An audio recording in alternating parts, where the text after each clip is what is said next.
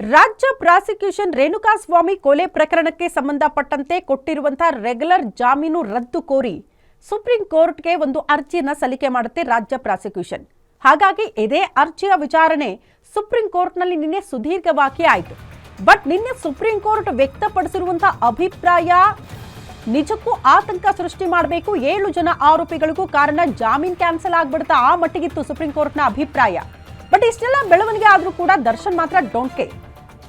Devil shooting ನಲ್ಲಿ ಭಾಗಿಯಾದ್ರು, full ಮೋಜು ಮಸ್ತಿಯಲ್ಲೂ ಕೂಡ ಭಾಗಿಯಾಗಿದ್ದಾರೆ. ಫಸ್ಟ್ ಡೇ ಶೂಟಿಂಗ್ ಮುಗಿಸಿ ಬಿಂದಾಸ್ ಆಗಿ ಪಾರ್ಟಿ ಮಾಡಿದ್ದಾರೆ. ಆ ದೃಶ್ಯಗಳು ನೋಡೋದಕ್ಕೆ ಸಿಕ್ತು. ಹಾಡಿನ ಚಿತ್ರೀಕರಣಕ್ಕೆ ಅಂತ ವಿದೇಶಕ್ಕೆ ಹೋಗಿದ್ದಾರೆ ಡೆವಿಲ್ ಟೀಮ್ನವರು. 10 ದಿನಗಳ ಕಾಲ ಥೈಲ್ಯಾಂಡ್ ನಲ್ಲೇ ಇರಲಿದ್ದಾರೆ ದಚ್ಚು. ಸುಪ್ರೀಂ ಕೋರ್ಟ್ ಶಾಖಗೂ ಕೂಡ ದರ್ಶನ್ ನೋ ಟೆನ್ಷನ್ ಅನ್ನೋ ರೀತಿಯಲ್ಲಿ ನೋಡೋದಕ್ಕೆ ಸಿಕ್ಕರು. ಸಹಜವಾಗಿ ಹೊರಗಿದ್ದವರಿಗೆ ಸುಪ್ರೀಂ ಕೋರ್ಟ್ನ ಅಭಿಪ್ರಾಯ ನೋಡಿದಾಗ ಹಾಗಾದ್ರೆ 7 ಜನ ಆರೋಪಿಗಳ ಜಾಮೀನು ಕೂಡ ಕ್ಯಾನ್ಸಲ್ ಆಗ್ಬಿಡುತ್ತಾ? ಆ ರೀತಿ ಬೆಳವಣಿಗೆಗಳು ನಿನ್ನೆ ಸುಪ್ರೀಂ ಕೋರ್ಟ್ನಲ್ಲಿ ಹಾಕಿದ್ದನ್ನ ಗಮನಿಸಿದ್ವಿ. ಬಹಳ ಸ್ಪಷ್ಟವಾಗಿ ಸುಪ್ರೀಂ ಕೋರ್ಟ್ ನಿನ್ನೆ ಅಭಿಪ್ರಾಯ ವ್ಯಕ್ತಪಡಿಸ್ತು. ಅಲ್ಲರಿ ಇಷ್ಟೆಲ್ಲ ಸಾಕ್ಷ್ಯಗಳಿದೆ, ಸಾಕ್ಷ್ಯಗಳು ಇರುವಂತಹ ವಿಚಾರಕ್ಕೆ ಸಂಬಂಧಪಟ್ಟಂತೆ ಇಷ್ಟು ತರಾತುರಿಯಲ್ಲಿ ರೆಗ್ಯುಲರ್ ಜಾಮೀನು ಕೊಟ್ಟಿದ್ಯಾಕೆ ಹೈಕೋರ್ಟ್? ಇಂಥ ವಿಚಾರಗಳನ್ನು ಸುಪ್ರೀಂ ಕೋರ್ಟ್ ಪ್ರಸ್ತಾಪ ಮಾಡಿದೆ. ಹಾಗಾಗಿ ಸುಪ್ರೀಂ ಕೋರ್ಟ್ನ ಅಭಿಪ್ರಾಯ ನೋಡಿದಾಗ ಯಾವ ಕ್ಷಣಕ್ಕಾದ್ರೂ ಇವರ ಜಾಮೀನು ರದ್ದಾದ್ರೂ ಕೂಡ ಆಶ್ಚರ್ಯ ಪಡಬೇಕಾಗಿಲ್ಲ. ಇಫ್ ಸಪೋಸ್ ಆ ಅರ್ಜಿ ಪರಿಗಣಿಸಲ್ಪಟ್ಟು ಜಾಮೀನು ರದ್ದಾದ್ರೆ 7 ಜನ ಆರೋಪಿಗಳು ಕೂಡ ಮತ್ತೊಮ್ಮೆ ಸಂಕಷ್ಟಕ್ಕೆ ಸಿಲುಕಾಕಿಕೊಳ್ತಾರೆ. ದರ್ಶನ್ ಸೇರಿದಂತೆ, ಪವಿತ್ರ ಗೌಡ ಸೇರಿದಂತೆ 7 ಜನ ಆರೋಪಿಗಳಿಗೂ ಕೂಡ ಟೆನ್ಷನ್ ತಪ್ಪಿದ್ದಲ್ಲ.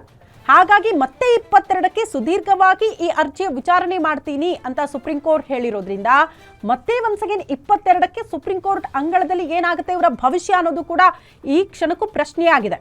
ಇಷ್ಟೆಲ್ಲ ಬೆಳವಣಿಗೆಗಳು ಸುಪ್ರೀಂ ಕೋರ್ಟ್ನಲ್ಲಿ ಆಗ್ತಾ ಇರುವ ಹೊತ್ತಲ್ಲೇ ಬಟ್ ಥೈಲ್ಯಾಂಡ್ನಲ್ಲಿ ನನಗೂ ಇದಕ್ಕೂ ಸಂಬಂಧ ಇಲ್ಲ, ನನ್ನ ಕೇಸ್ ಅಲ್ವೇ ಅಲ್ಲ ಅನ್ನೋ ರೀತಿಯಲ್ಲಿ ನೋಡೋದಕ್ಕೆ ಸಿಕ್ಕಿದ್ದಾರೆ ನಟ ದರ್ಶನ್. ಒಂದ್ ಕಡೆ ಫಸ್ಟ್ ಡೇ ಶೂಟಿಂಗ್ ಇತ್ತು, ಅದನ್ನ ಕಂಪ್ಲೀಟ್ ಮಾಡಿದ್ರು. ಮೋಜು ಮಸ್ತಿಯಲ್ಲಿ ಭಾಗಿಯಾಗೋದು, ಪಾರ್ಟಿ ಮಾಡಿರುವ ದೃಶ್ಯಗಳನ್ನ ತಾವೀಗ ಗಮನಿಸ್ತಾ ಇದ್ದೀರಿ. ಅಲ್ಲಿಗೆ ನಟ ದರ್ಶನ್ ಅವರಿಗೆ ಅಟ್ಲೀಸ್ಟ್ ಕೋರ್ಟ್ನ ಅಂಗಳದಲ್ಲಿ ಆಗ್ತಾ ಇರುವಂತಹ ಬೆಳವಣಿಗೆಯನ್ನ ಪಕ್ಕಕ್ಕಿಟ್ಟು ನೀವು ನೋಡಿದ್ರೆ ಒಂದಷ್ಟು ಪ್ರಾಯಶ್ಚಿತನಾದ್ರೂ ಕಾಡ್ತಾ ಇದೆಯಾ ಕೊಲೆ ಕೇಸ್ಗೆ ಸಂಬಂಧಪಟ್ಟಂತೆ? ಇಲ್ಲ, ಆರಾಮಾಗೆ ಓಡಾಡ್ಕೊಂಡಿದ್ದಾರೆ, ಶೂಟಿಂಗ್ ನಲ್ಲಿ ಭಾಗಿಯಾಗಿದ್ದಾರೆ. ವಿದೇಶಗಳಲ್ಲಿ ಅದು ಕೂಡ ಶೂಟಿಂಗ್ಗಳಾಗ್ತಾ ಇದೆ. ಹಾಗಾಗಿ ಜಾಲಿ ಮೂಡಲ್ಲಿ ನಟ ದರ್ಶನ್. ಮತ್ತೊಂದು ಕಡೆ ಸುಪ್ರೀಂ ಕೋರ್ಟ್ ಅಂಗಳದಲ್ಲಿ ಒಂದ್ ಹಂತಕ್ಕಂತೂ ಟೆನ್ಷನ್ ಒಳಗೆ ಇದ್ರೂ ಕೂಡ ತೋರಿಸ್ಕೊಳ್ತಿಲ್ಲ ಅಂತ ಅನ್ಸುತ್ತೆ. ಮೋಸ್ಟ್ಲಿ ಹೊರಗಿರೋಷ್ಟು ದಿನ ಇನ್ನಷ್ಟು ಆರಾಮಾಗಿರೋಣಪ್ಪ, ಸದ್ಯಕ್ಕೆ ಯಾಕೆ ಅದ್ರ ಬಗ್ಗೆ ಟೆನ್ಷನ್ ಅನ್ನೋ ರೀತಿಯಲ್ಲಿ ಇದ್ದಾರಾ ನಟ ದರ್ಶನ್ ಗೊತ್ತಿಲ್ಲ. ಹಾಗಾಗಿ 22 ಬಹಳ ಮಹತ್ವದ ದಿನ ನಟ ದರ್ಶನ್ ಅವರ ಪಾಲಿಗೆ. ಸುಪ್ರೀಂ ಕೋರ್ಟ್ನಲ್ಲಿ ಈ ಅರ್ಜಿ ವಿಚಾರಣೆಗೆ ಸಂಬಂಧಪಟ್ಟಂತೆ ಯಾವ ರೀತಿಯ ಆದೇಶ ಬರಬಹುದು ಅನ್ನೋದು ಸದ್ಯ ಇರುವ ಕುತೂಹಲ.